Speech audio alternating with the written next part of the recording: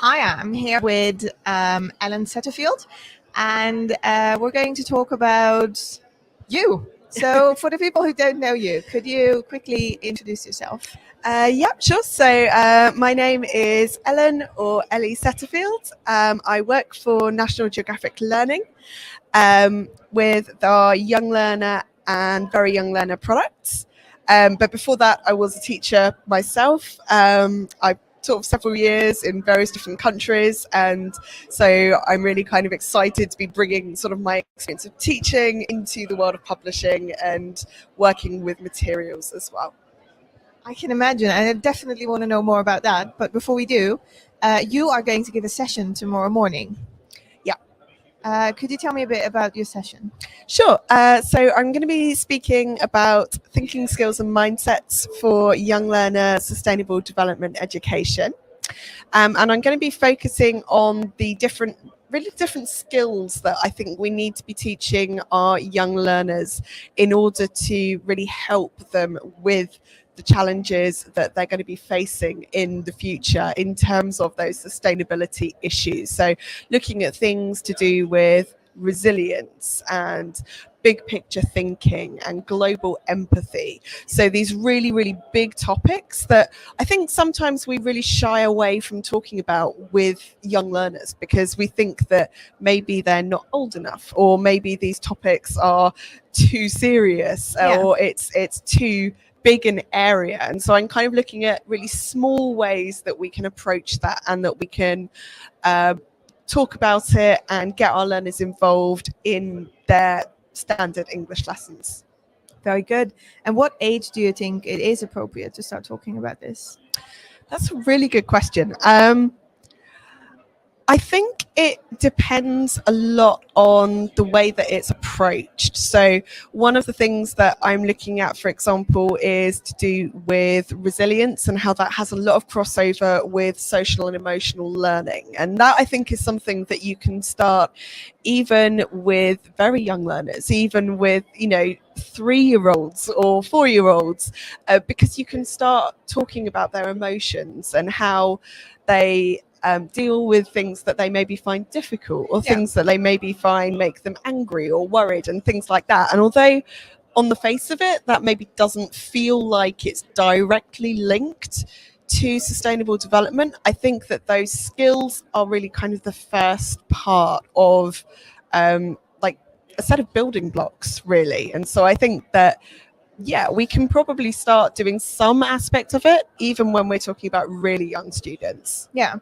So we'll give them the building blocks they need. We can't start early enough as long as we do it in the right way. Yeah, I think so.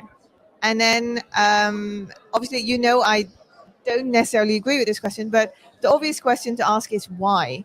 Why should we start bothering those young learners with climate change and sustainable development? It's all very negative, can be very negative. Why should we do that?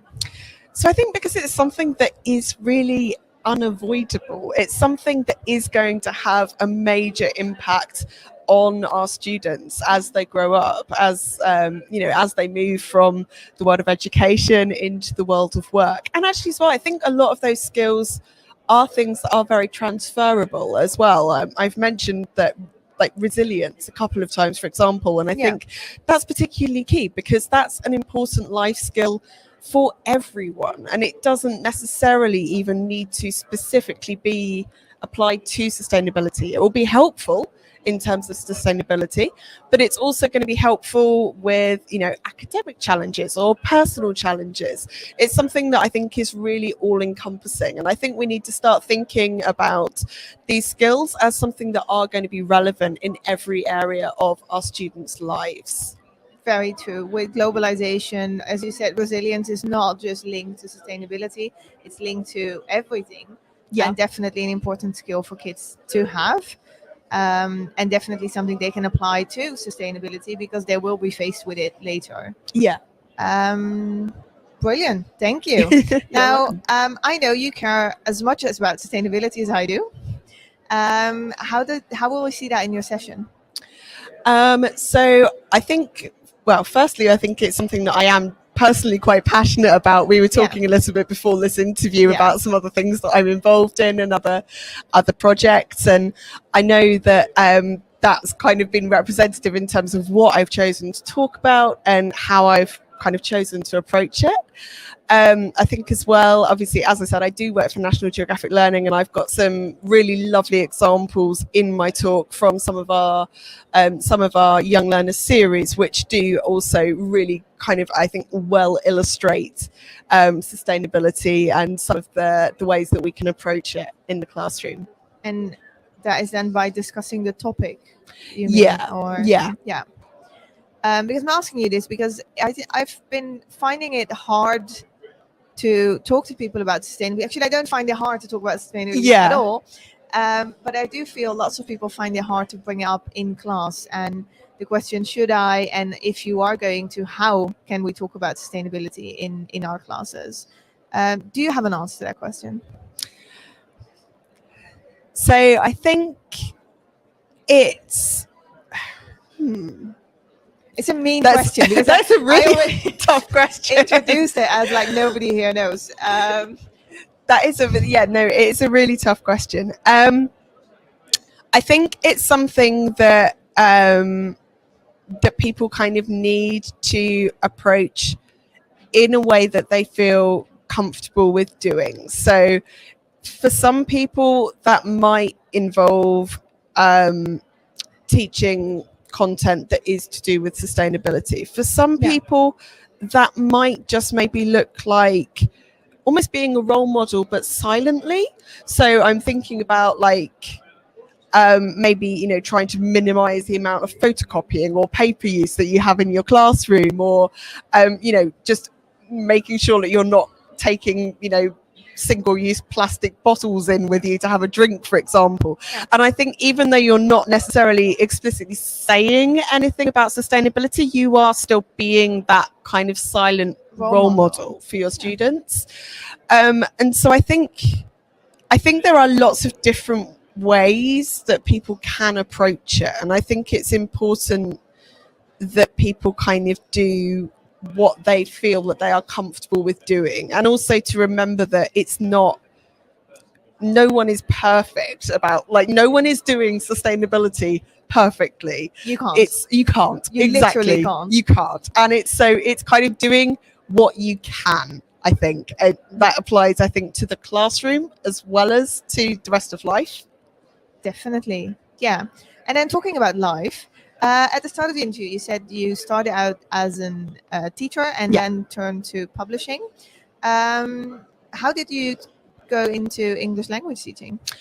So I started out in English language teaching. I kind of moved into it pretty much straight after I finished university, and it was because I studied French and English at university. I was really interested in teaching and kind of the teaching a language, but I felt like I maybe wasn't confident enough in my French to teach French to English students. And so I kind of went the slightly circuitous route of going, okay, well, I'm going to teach English because I feel like I know lots about English. And then, of course, realised very quickly that my knowledge of actual English grammar was nowhere near where it needed to be. So lots of work there. So I started. I went and did my Trinity sort of after I'd finished university, and then went and taught abroad. And what did you like the most about it? I think just the absolute privilege of being able to be in a different country and a different culture and meeting loads and loads of amazing people, both students and colleagues. And I think I've always felt very, very lucky to be part of the English language teaching industry, because I just genuinely think it's one of the best industries out there, that everyone is so, I think, friendly and welcoming, and you can have such fantastic conversations with people, and just really explore and learn from each other. And I think that that's a context that doesn't exist in a lot of places. Very true. I think people back home will agree with that as well. We are in the right profession, and I think in the right company of each other. You said you've worked in several countries. Yeah. And then earlier on, you also said that global empathy is one of the skills that you feel is important and that kids need to learn. I'm seeing a link there. I'm sensing a link. Yeah, I think so. It's something that, so I think the area that I grew up in was very kind of, in the UK, was very kind of just one culture and not much diversity. And so it's something that I think I've kind of been really passionate about sort of when I moved away, when I went to university, when I started kind of seeing and experiencing that, oh, there's actually a hell of a lot more out there. And I think just it's always been really important to me that I think that people recognize that there is such diversity in the world that we live in, and the fact that just because something may look different or sound different to what you're used to, it doesn't make it in any way better or worse. It's just different, and that's great. That's actually a positive thing, not a negative thing. And so, yeah, I think global empathy is something that is really, really important for everyone to develop. And do you have any spoilers or key takeaways from the people who can't attend your session of how they can do this in the classroom? Sure. So I think in terms of global empathy, I think to some extent it is about that emphasizing to your students that different doesn't mean better or worse. It doesn't mean right or wrong. It's just another way of doing things. And so I think that's something that we can introduce in our classroom. Obviously, a lot of materials that we use, and equally as well, even our students. If we're working in a context where we've got students who are from different cultures, who have different home languages, things like that, that difference is something that our students are going to encounter. And so I think teaching them to look for common ground is something that is really vitally important. And that's something that I'm going to be talking about tomorrow. Exciting. I'll definitely try and come. And I think the people who can make it should definitely come. Any last tips also covering sustainability for the people back home who can't make it? Like any words of wisdom for them? Any practical tips of what we can do? So I think I kind of touched upon this a little bit earlier, but I think one of the most important things to remember is this kind of idea of progress, not perfection. It's not about doing everything perfectly, whether or not that's in the classroom or in our own lives in general. It's doing what we can and taking those small steps, because ultimately it's those small steps that are going to add up to big changes and big differences. I love it. Progress, not perfection. And that doesn't just apply to sustainability, but definitely to life, I guess, in general.